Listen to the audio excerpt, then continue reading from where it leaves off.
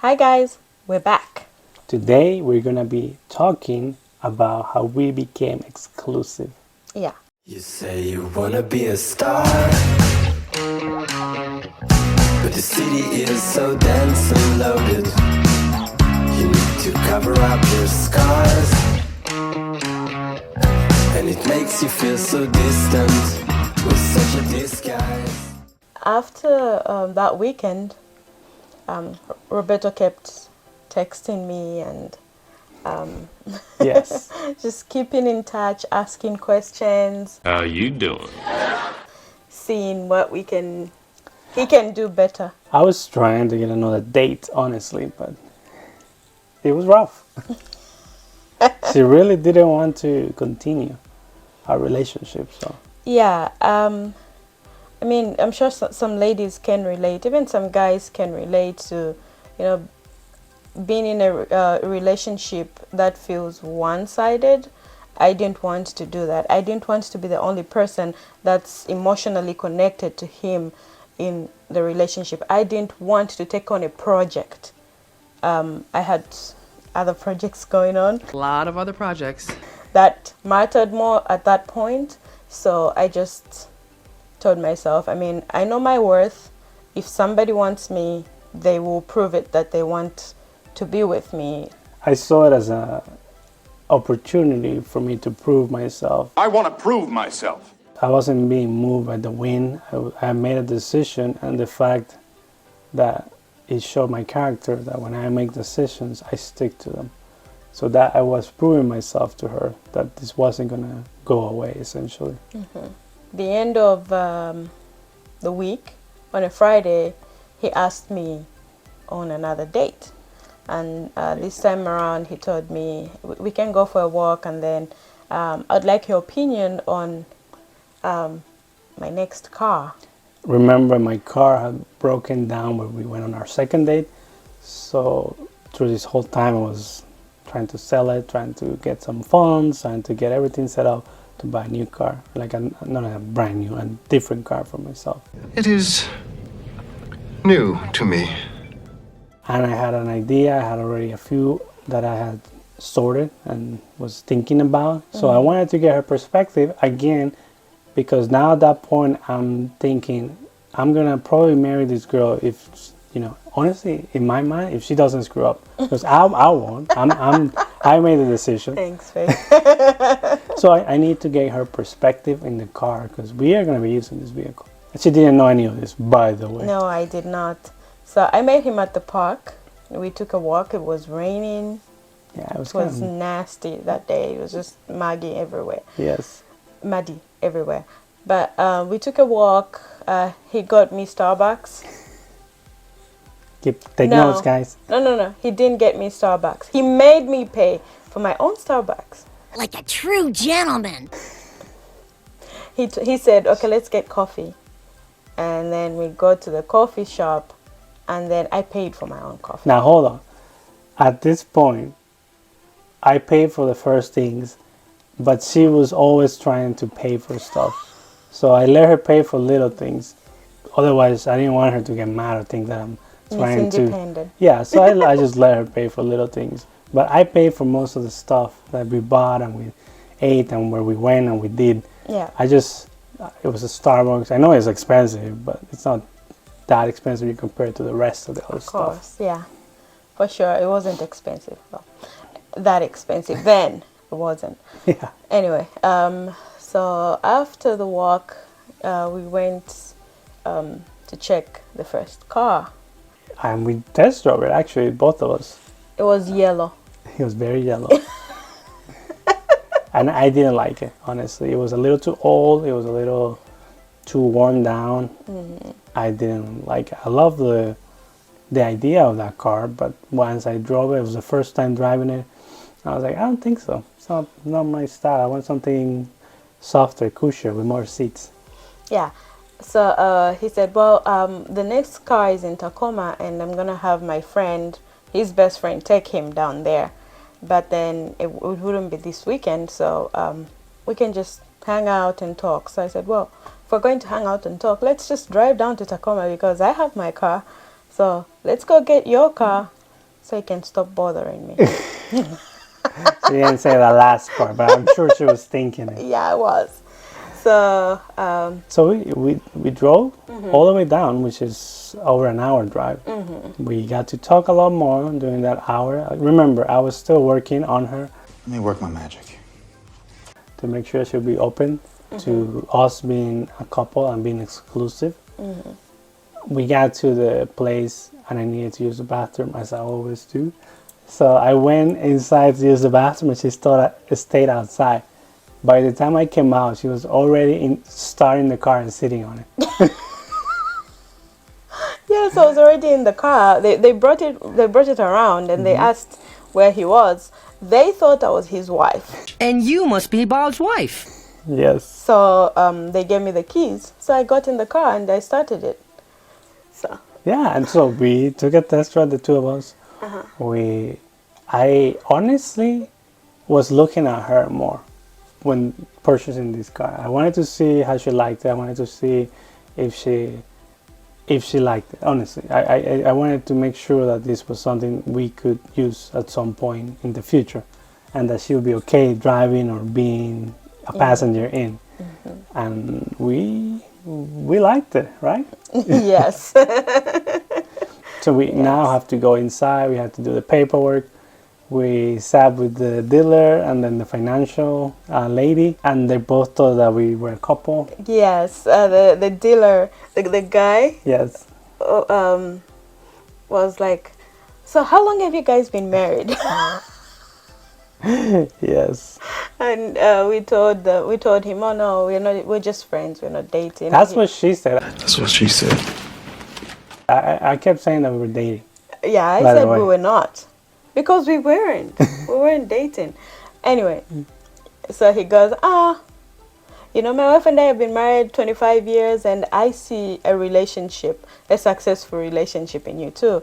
Yeah, He did say something that, like yes. that. Yeah. And then the other lady that when we went to pay for the car. Yeah, the financing. She goes, oh, you're going to make such cute babies. She did say that.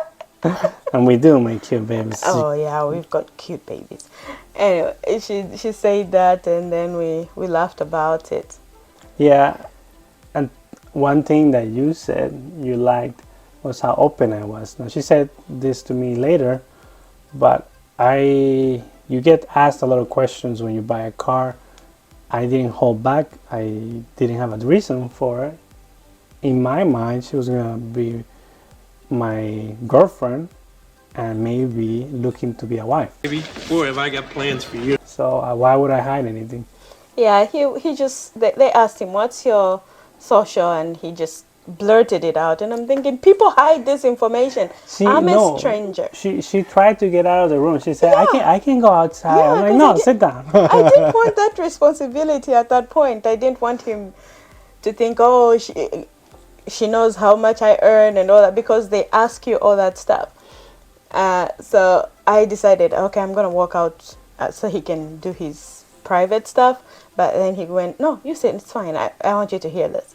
And then they ask him his social. He says it, how much he earns, and he blurts out the money he earns, he makes, and then pay stubs, and he gives them the pay stubs. And I'm thinking, okay, what's wrong with this person?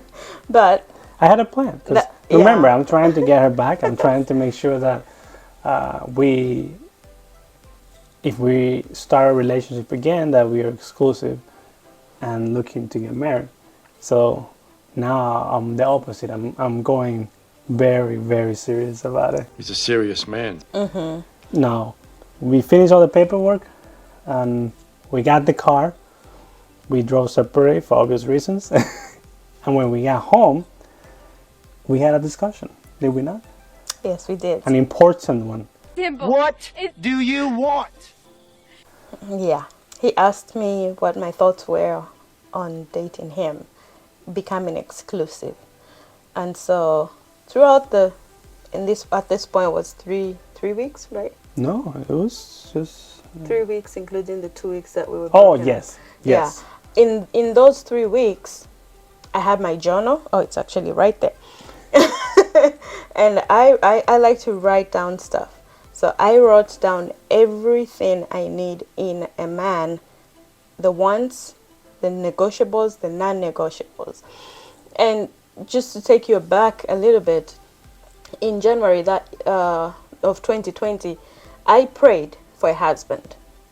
I told God, this is what I need. I need a man with hair, taller than me.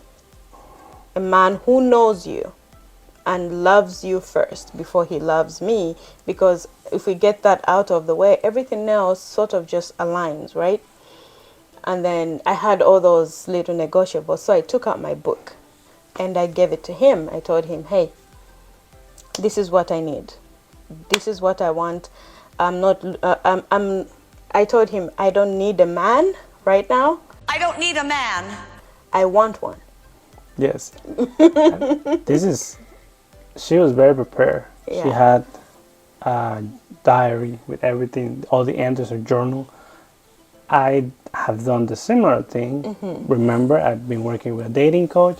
So I have made all those notes on my phone as well. I had all my, and I also had a book at home. Yeah. Where I have written all the qualities or the things that I'm looking for in a spouse. I also had some things that I wanted to make sure that value-wise that she had and that we align in those. Because and I think this is like huge for young couples that are not married, that are thinking about getting married, single guys, single girls. I'm teaching you a lesson. If you want to get married at some point, you will need to have this conversation with your partner if you want to have a successful relationship and you want to have an easier time. Because if you don't, you're going to find out down the road when you're already both of you emotionally invested, you already have kids, you already have a house, cars, you name it. Nowadays you see it. So we thought it was important, and it helps. It helps to make sure that you both want kids. How many kids do you want? What do you think about how you should raise the kids? What religion you're gonna be? What kind of houses do you like? Do you like to live in the city or you like to live in the farm? In the bush. Yes, it's huge. You might not think so, but when that time comes, it's a big deal. it's a big deal, and Yeah. it will draw a wedge between the two of you. Whatever works for you, but you need to make sure that you both go in the relationship. Finances too. Yes, Spoke about finances. that. Yes. We didn't really, well, I knew what his finances were like at this Yes. point, but I didn't go into mine. But we spoke about finances in general. I just, How to manage finances Yeah. as a couple. We talked about like having one account when you're married and things like that, like that we like don't hold back information from each other essentially. I had my list, and I just went line by line. I asked him questions. He answered the questions, and then after that, Yeah, it was about. we prayed. Yeah, Was it before that we prayed? I think it was afterwards. We had Yeah. about like 2 hours talking, just going over everything. She asked me about her daughter and things like that, what I thought. Yes, because I Everything. came as a package deal. Yes. Full package deal. So yeah, so that was one very important thing to me. If you're going to like me, you have to be okay with the fact that I have a child and I have a past, and also you have to be okay with the fact that I take care of my family. So that was really, really important to me. So after that 2-hour, 3-hour talk, we prayed, Yeah. and then we solidified our relationship by becoming exclusive. Not what you think, but becoming exclusive. We just became boyfriend and girlfriend. Yes. Now, part of our success as a couple, I don't know if you agree with it, is down to that night. Because That night, that afternoon. that afternoon, yeah, because we took the time to actually say everything that we needed to say, and we didn't hold back, and we made sure that we understood each other. That made it completely a different experience to any relationship that I had before in the past. So that's how we became exclusive. That's how we became exclusive. Yeah. So that was it. Thank you for watching. Comment, like, share, and subscribe. Yes. Till next time. Bye. Bye.